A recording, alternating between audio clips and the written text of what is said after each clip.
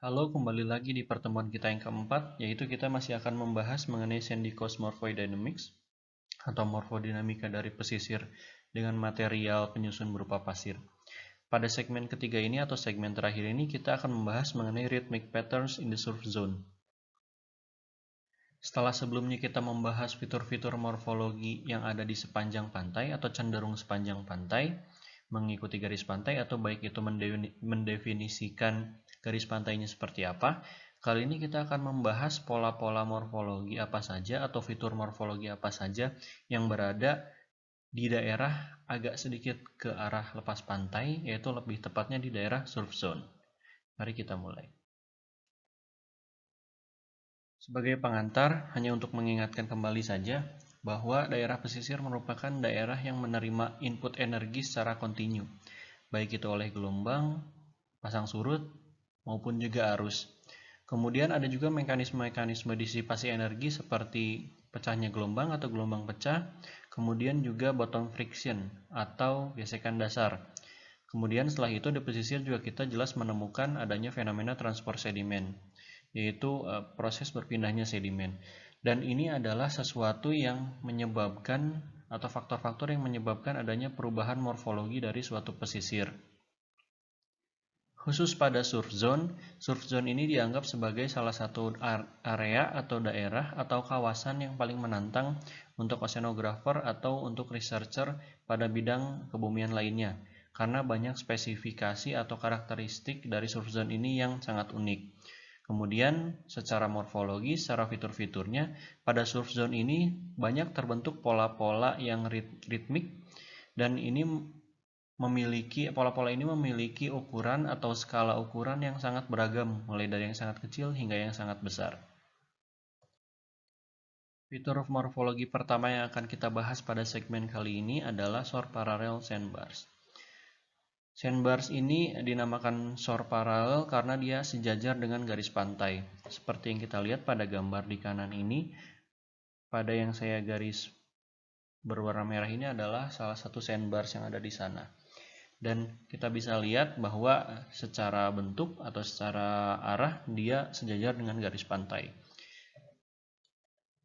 Dalam proses pembentukannya, sandbars ini cenderung lebih diakibatkan oleh komponen cross shore atau komponen yang mengarah ke lepas pantai atau arah lepas pantai dan arah pantai, atau seperti ini. Nah, di beberapa kondisi atau di beberapa kejadian, sandbars ini ditemukan terbentuk juga pada saat kondisi gelombang tinggi akibat adanya badai atau gelombang badai. Kalau kita kembali lihat pada gambar di kanan ini, kita bisa lihat bahwa ada beberapa sandbars yang mengarah baik itu ke arah lepas pantai atau mengarah ke pantai. Bisa kita lihat di sini ada misalkan 1, 2, 3, 4. Ada beberapa sandbars di sana. Nah, ini kemudian fitur morfologi ini disebut sebagai multiple sandbars atau sandbars yang multiple atau beberapa. Jumlah dari sandbars ini dipengaruhi dari karakteristik gelombang yang ada di pesisir tersebut.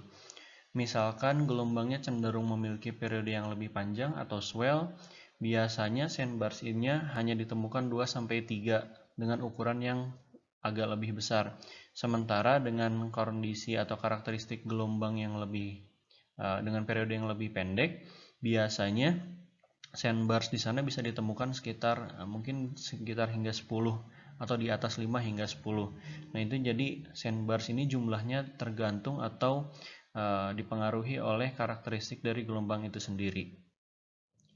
Secara umum, fitur-fitur morfologi yang ada di surf zone ini merupakan fitur-fitur yang masih agak sulit untuk diteliti atau kajiannya masih belum banyak, karena dari segi ukuran biasanya sangat besar, dan juga dari segi pengukuran atau dari segi pengamatan secara langsung ini agak sulit karena daerah surf zone ini merupakan daerah yang agak sulit untuk disurvei.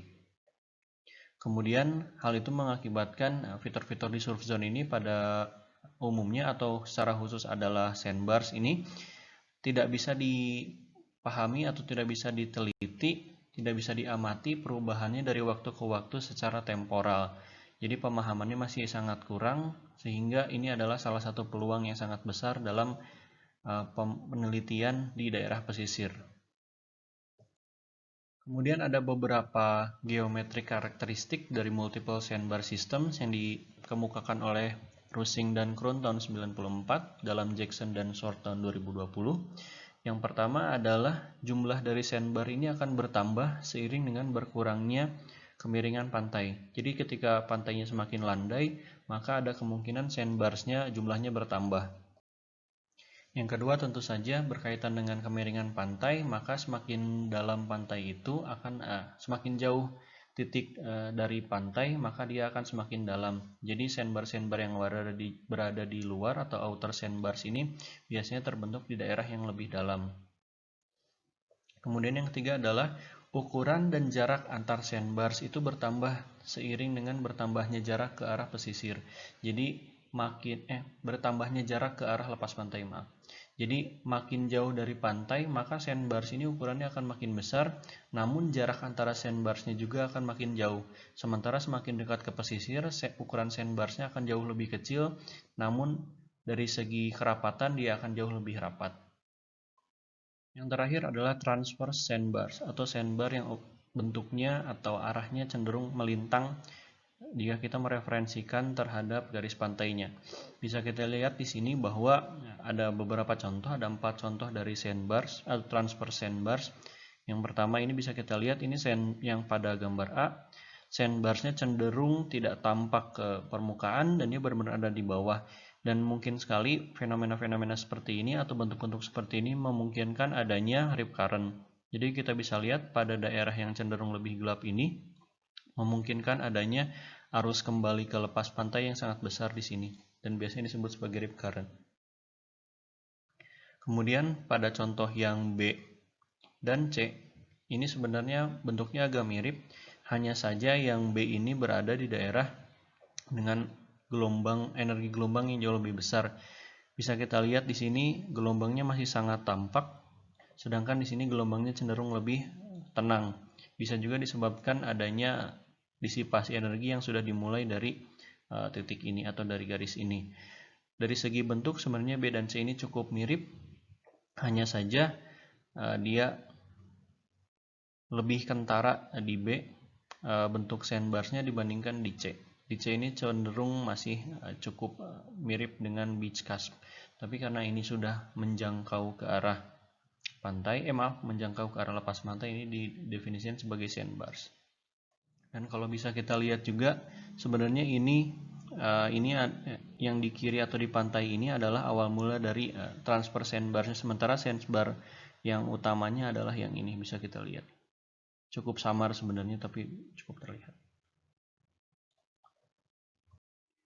Kemudian fitur-fitur transfer sandbars yang kadangkali tertutup atau berada di bawah permukaan air laut seperti yang di A dan di C ini kadang-kadang disebut sebagai finger bars.